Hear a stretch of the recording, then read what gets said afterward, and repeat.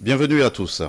Il lutte contre les stéréotypes et mène le plaidoyer pour des actions de développement basées sur le genre. Le réseau Meningage Togo multiplie des initiatives pour une société plus juste et exempte de préjugés. Son dernier projet en date, une campagne digitale sur la féminité transformative. Nous en parlons sur ce plateau avec Monsieur Kossi Adolphe Gallet. Vous êtes le coordinateur de Meningage du Togo. Merci d'avoir répondu à notre invitation. Merci et bonjour Gaëtan. Monsieur Gallet, on va aller pour commencer par une démarche un peu pédagogique. Quand on parle de féminité, qu'est-ce qu'il faut en entendre? Ok, merci. Euh, pour la féminité, on peut noter deux définitions de la féminité. La première, c'est l'ensemble des caractères morphologiques et physiologiques qui sont considérés comme spécifiques à la femme. Par exemple, la forme de la femme, par exemple, les organes qui sont spécifiques à la femme. Là, bon, il n'y a pas de problème, c'est juste une question de différence. Et notre campagne ne travaille pas plus sur cet aspect-là. Donc, bon. Alors, vous vous intéressez... Maintenant, nous allons venir à la deuxième définition. Oui, la féminité transformative. La deuxième définition de la féminité d'abord, qui nous intéresse beaucoup, c'est l'ensemble des traits, des comportements et des attitudes qui sont considérés par la société comme étant spécifiques à la femme. Par exemple, une femme doit être douce, et une femme doit être souriante, etc., etc. On ne peut pas tout citer ici. Donc, c'est ça la féminité. Donc, c'est cette définition qui concerne l'aspect de rôle que la société confie à la femme. C'est cet aspect qui nous intéresse pour cette campagne digitale que nous organisons. Alors, et quand on parle de cette féminité dite transformative? Oui, la féminité est transformative. Et il faut reconnaître que c'est un thème qui est un peu académique, mais nous allons essayer de l'expliquer pour que tout le monde puisse comprendre de manière très simple. Donc, comme je viens d'expliquer la féminité que nous allons utiliser pour tout au long de cette séance qu'on aura ici, on va constater qu'il y a des rôles qui sont confiés à la femme, qui sont considérés comme spécifiques à la femme. Et parmi ces rôles-là, tous ne sont pas forcément pour l'épanouissement de la femme. Alors, la féminité transformative, c'est d'abord analyser minutieusement ces rôles-là qui sont confiés à la femme, d'arriver à faire le tri pour voir qu'est-ce qui est favorable à une relation de genre plus équitable et encourager les femmes à adopter aussi de nouvelles formes de féminité qui sont en lien avec les relations de genre équitables. Alors, vous avez justement parlé de cette campagne qui a cours depuis quelques semaines, une campagne digitale sur la féminité transformative pour une parenté dite positive. Comment se déroule-t-elle? Elle se déroule très bien. Donc, on a démarré la campagne effectivement il y a déjà 2 semaines. Donc, on a démarré avec un teasing, un dessin animé qui a plu qui a plu à beaucoup de personnes. On a eu beaucoup d'interactions. Beaucoup nous sont revenus par rapport à leurs réactions et autres. Donc, la deuxième semaine, nous avons continué avec la définition de la féminité même, qui est le thème principal de la campagne, pour permettre à ce que tout le monde puisse bien comprendre. Donc, déjà cette semaine, on a commencé avec un sous-thème de la campagne, qui est l'addition au resto. Par exemple, est-ce que la femme aussi peut payer l'addition au resto? L'addition est pour nous deux, dit-on. Oui. Alors, Monsieur Gallet, dans quelle mesure, dites-nous, c'est les réseaux sociaux, puisque c'est sur les réseaux sociaux que vous menez cette campagne, dans quelle mesure peuvent-ils contribuer à gagner le pari de cette féminité transformative? Oui, c'est une campagne digitale, mais aussi médiatique que nous avons organisée. Donc, nous avons mis en contribution le TikTok, qui est maintenant un réseau qui est plus utilisé. Et nous sommes aussi sur Facebook, Instagram et puis Twitter. Donc, nous faisons aussi des posts sur WhatsApp, dans les groupes statuts et autres. Et côté médiatique, nous avons implanté des affiches en ville Et aussi, nous avons des émissions radio comme des émissions TV que nous sommes en train de faire ici pour atteindre la population. Alors oui, justement, les réseaux sociaux, vous parlez des canaux comme Facebook, Twitter, Instagram, Telegram, TikTok, pour faire passer le message. Dans certaines contrées les plus reculées où on déplore ces inégalités basées sur le genre, on n'a pas sûrement accès à ces canaux. Est-ce que vos canaux aujourd'hui de diffusion sont adaptés? Oui, et effectivement, c'est une réalité. Et vous allez voir que dans les outils que nous avons confectionnés, nous avons tenu compte aussi du milieu rural. Et pour atteindre le milieu rural, c'est pourquoi nous faisons aussi des posts sur WhatsApp. Beaucoup utilisent aussi WhatsApp aujourd'hui. Bon, bien sûr, il y a le problème de connexion, mais il y a aussi les émissions radio que nous avons aussi programmées pour l'intérieur du pays pour atteindre encore un plus grand nombre. Donc aussi avec les émissions radio qui seront relayées, je pense que... On va éplucher maintenant le fond de cette campagne. Oui. Mais, Monsieur Gallet, votre réseau a mené une étude au Togo et selon les conclusions de cette étude, il existerait une attitude passive, dites-vous, d'acceptation ou d'état de fait des rapports d'inégalité en défaveur des femmes par les femmes elles-mêmes. Expliquez-nous. Oui, merci. Nous avons eu à faire une première campagne digitale et médiatique et c'était sur la masculinité et la parenté positive. Et l'étude que nous avons réalisée, c'est les résultats de cette étude qui nous avait permis de mener toutes ces actions. La première campagne aussi était basée sur l'étude que nous avons menée. Et la deuxième, l'étude a effectivement relevé au fait, du fait que le patriarcat a un peu duré et qu'on est né dedans, on a grandi dedans, ça fait que il y a certaines attitudes et comportements qui sont finalement acceptés par certaines femmes, pas toutes, comme étant la norme. Et quand on avait fait la première campagne, qui est la masculinité positive, donc la masculinité positive qu'on avait promouvoir, vous allez voir par exemple un homme qui a la volonté d'aider sa femme, qui peut-être va au marché avec sa femme, mais sa femme refuse. Non, non, non, non, non, non, non. On va me traiter de sorcière, comme si je suis en train de te dominer ici et là. Donc, il y a toujours ces idées en certaines femmes qui, même certains hommes qui prennent de bonnes initiatives, les empêchent de continuer.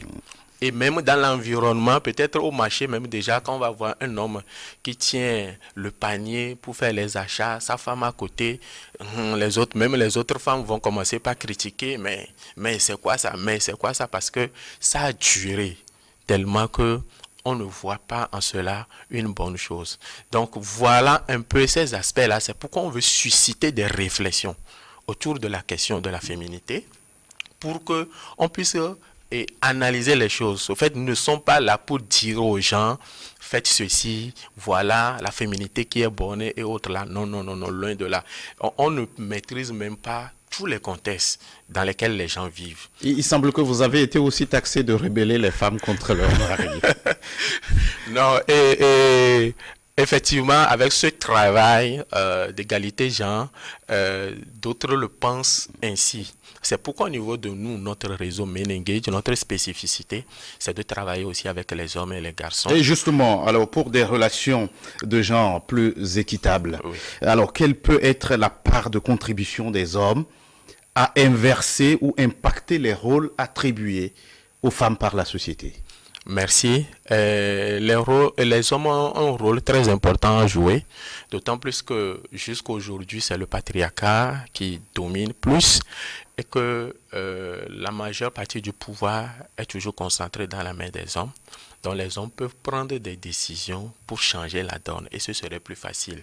Donc aujourd'hui, si un homme est transformé, un homme comprend que ma femme, par exemple, peut travailler, aussi peut contribuer financièrement aux besoins des ménages. Ma femme n'est pas là rien que pour les travaux domestiques. Mais c'est plus facile de changer les donnes dans le foyer quand l'homme comprend et veut que... Mais dans un système, dans un foyer où c'est l'homme qui est le chef de famille, et que c'est la femme qui veut revendiquer ses droits et tout ça là, des fois ce n'est pas facile. Donc c'est pourquoi ce travail d'équité genre au niveau du réseau Men Engage, nous avons vraiment trouvé nécessaire d'impliquer les hommes. C'est pourquoi on veut engager les hommes, on veut discuter, amener les hommes à réfléchir parce qu'il y a aussi de l'avantage dans ce travail, dans ce que nous sommes en train de dire pour les hommes. Ce n'est pas seulement avantageux pour les femmes, mais c'est avantageux et pour les hommes et pour les femmes. Monsieur Gallet, vous parlez d'actualisation des rôles sociaux spécifiques aux femmes vers des rôles sociaux adaptés à chaque femme. Qu'est-ce qui peut être le catalyseur de cette actualisation dans une société encore sous le poids des stéréotypes à dominante culturelle? Oui, merci beaucoup. Et d'abord, pourquoi il faut actualiser les choses, je vais expliquer un tout petit peu. Parce que d'abord, chaque femme a ses réalités. Quand on prend une femme en milieu rural, une femme en ville, une femme au Togo, une femme au Bénin, une femme sur d'autres continents qu'en Afrique et autres, ce ne sont pas les mêmes réalités. Mais si déjà dans nos cultures, nos normes croyances, il y a des rôles qui sont déjà figés, qui sont là, auxquels on est obligé d'obéir, ça peut ne pas être adapté à toutes les femmes. Donc il faut qu'on soit vraiment flexible pour comprendre, pour pouvoir adapter le rôle à chaque femme. C'est-à-dire, parce que ce qui arrive, vous allez voir que dans la société, quand ce rôle n'est pas joué, la femme n'est pas considérée comme femme. Parce que c'est ce rôle-là que la société considère comme spécifique aux femmes. Là, on peut être, oh, tu vois là, tu es femme aussi. Ou bien tu es un homme, tu es femme aussi. Et ça met mal à l'aise les femmes. Par exemple, vous allez voir, quand on prend la question du mariage, par exemple, où la femme se sent des fois contrainte d'entrer en une relation de mariage pour pouvoir être respectée dans la société. Alors que le mariage, c'est un choix. La femme peut décider de ne pas se marier, mais c'est son choix. Est-ce que ça enlève quelque chose de cette femme-là, qu'elle n'est plus femme? C'est son choix. Si elle décide de se marier aussi, elle va se marier. Mais généralement, vous allez voir dans la société, quand on ne met pas madame à côté de ton nom, c'est un problème. Tu n'es pas respecté par les collègues. On te traite de tous les mots qu'il faut. Alors que, bon, il faut qu'on arrive à analyser mieux les choses. Donc, à travers cette campagne que nous organisons, nous voulons toucher un plus grand nombre. Donc notre objectif, c'est d'amener les gens. Parce que des fois, quand on normalise les rôles, on a du mal à les questionner. On a du mal à les remettre en cause. Mais nous voulons attirer l'attention des gens que tout évolue. Et que ces rôles-là, on peut toujours les questionner. On peut toujours chercher à mieux faire pour actualiser vraiment ces rôles-là. Donc c'est ça la féminité transformative. Dans ce questionnement, on peut trouver de nouvelles formes de féminité qui peut-être n'existent même pas. Et en 2 semaines de campagne, qu'est-ce que cela vous a permis de noter comme impact sur le comportement? Est-ce que vous avez eu des réactions? Oh, beaucoup de réactions. Nous avons eu beaucoup de réactions. Quand on prend par exemple, et surtout à partir de cette semaine où on a commencé les sous-thèmes, où l'addition resto, c'est pour nous deux, on a eu beaucoup de réactions de la part des femmes comme de la part des hommes, des femmes qui peuvent avouer que bon, là, ça, je peux le faire si c'est moi qui invite, mais si on ne m'invite pas, si ce n'est pas moi qui ai invité, est-ce que j'ai les moyens forcément pour payer? D'autres hommes aussi qui trouvent que ça diminue un peu leur virilité, que pourquoi au resto, c'est eux, c'est moi l'homme, donc c'est à moi de payer, c'est à moi de gérer, donc ça diminue un peu aussi leur virilité. Mais tout ça, ce sont des questionnements qui travaillent déjà dans la tête des gens, c'est ce qu'on veut, qu'ils arrivent à réfléchir. Maintenant, si c'est toujours l'homme qui paie, bon, finalement, c'est d'analyser pour voir est-ce qu'il y a plus de bénéfices que si la femme aussi peut payer. Nous deux, on met ensemble, ou bien aujourd'hui c'est la femme, demain c'est moi. Donc, il faut analyser pour voir et ne pas être figé à un rôle qui existe déjà parce que reconnu comme ça on doit faire dans la société. L'addition, c'est pour nous deux. Oui. Alors, un sous-thème que vous avez développé, quels sont les autres qui sont dans votre ligne de mire? Oui, nous allons aussi parler du déplacement. Est-ce que c'est à l'homme Le déplacement, ça veut dire quoi? Oui, est-ce que c'est à l'homme ou bien est-ce qu'au mari ou bien c'est à l'homme de toujours payer le déplacement à sa femme ou bien à son conjoint, à sa conjointe. Donc, est-ce parce que ce sont aussi des questions qui sont là. Et vous voyez un peu le système patriarcal. Quand je précise toujours, quand je veux parler du patriarcat, pour dire que quand on dit patriarcat, ce ne sont pas les hommes, mais c'est un système qui est là. Le système patriarcal généralement à, à travers la division sexuelle du travail, a donné des responsabilités aux hommes et a permis des privilèges, par exemple, auxquels les femmes doivent bénéficier. Mais il faut que dans cette relation d'égalité, que les femmes puissent aussi mettre la main dans la cagnotte, parce que quand la femme aussi se dit financièrement je dois contribuer, ça va l'amener à vouloir travailler pour avoir de l'argent. Mais si à la base on se dit dans la tête que c'est à l'homme de tout faire, bon, si je veux travailler aussi peut-être c'est pour réserver de côté et tout chose, ça peut ne pas vraiment motiver.